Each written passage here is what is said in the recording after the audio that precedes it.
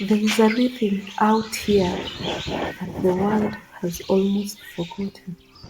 It's not about the frantic beat of a digital pose or the hurried tempo of a commute.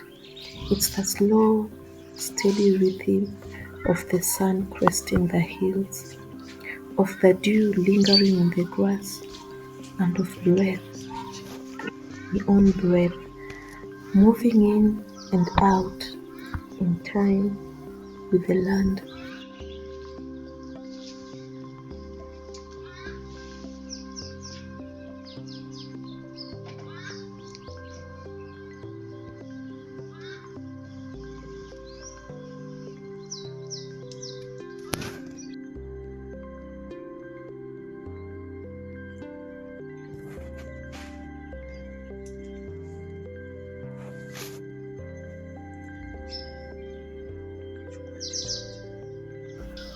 This is my morning, not with an alarm clock, but with a purpose that walks on two legs and sometimes on webbed feet.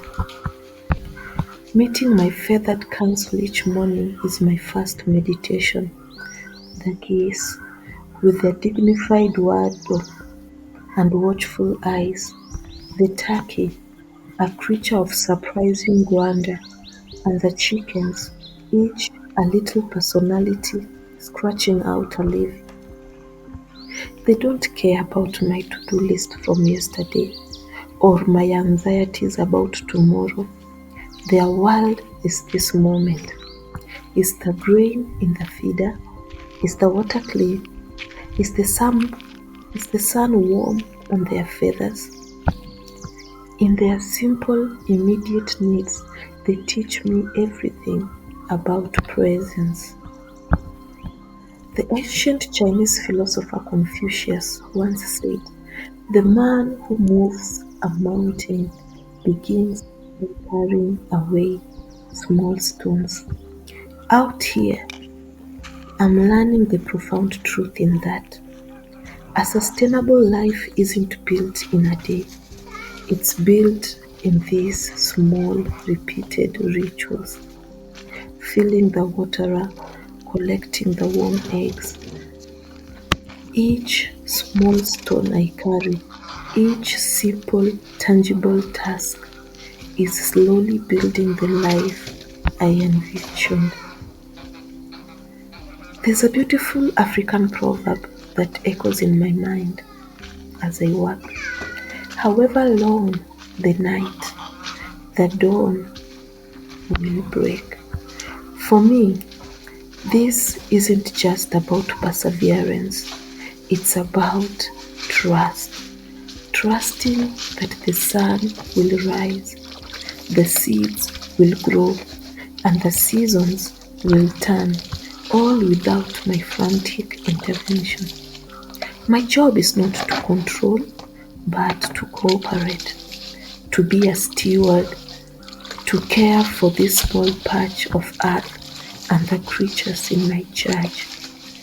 This slow, intentional way of living feels deeply spiritual.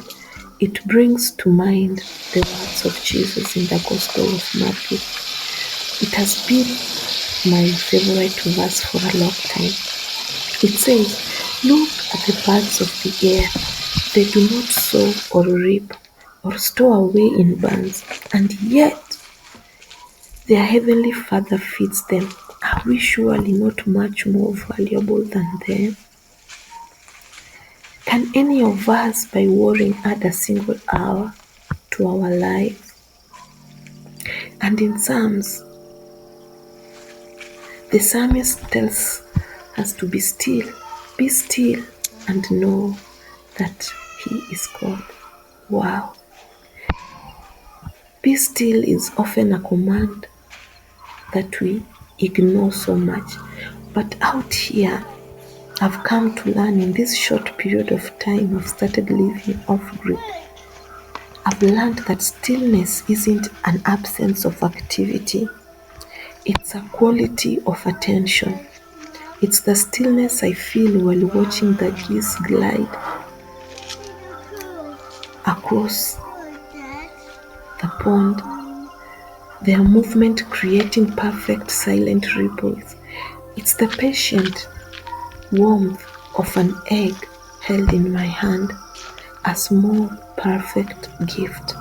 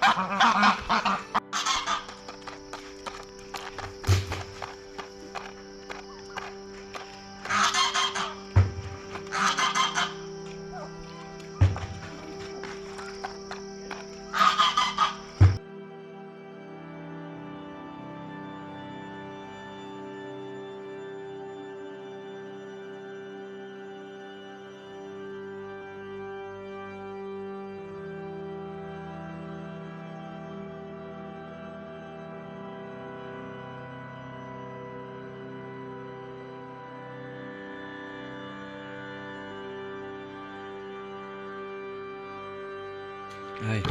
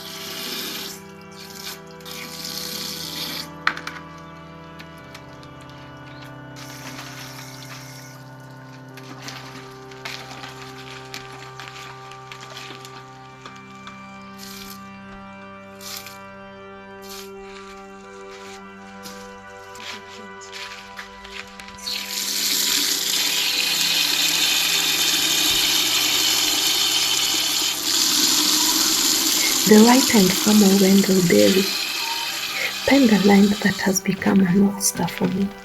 The soil is the great connector of lives, the source and destination of all.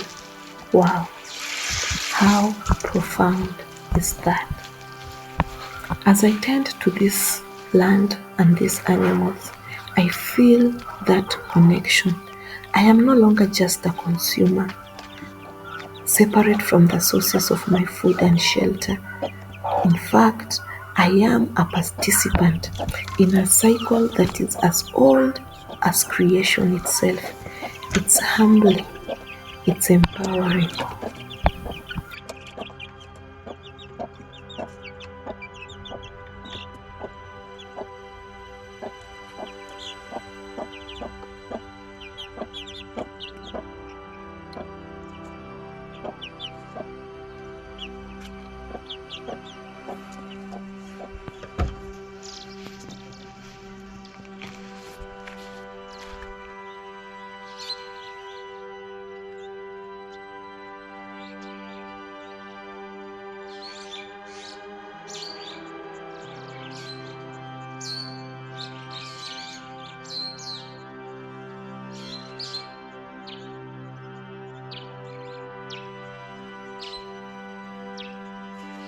I feel a sense of completion that no finished project in my old life ever gave me. It's the satisfaction of having cared for something, of having been fully present for the sunrise and for the sunset, and all the small sacred moments in between. This slow life isn't about doing nothing, it's about doing what matters.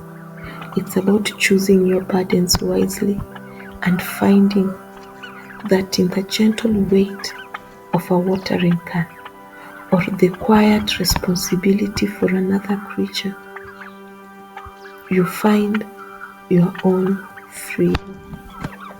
My hope for you, wherever you are, is that you find a moment to be still, to carry one small stone, to listen to the rhythm of your own breath, and remember that you too are a part of this beautiful unfolding creation.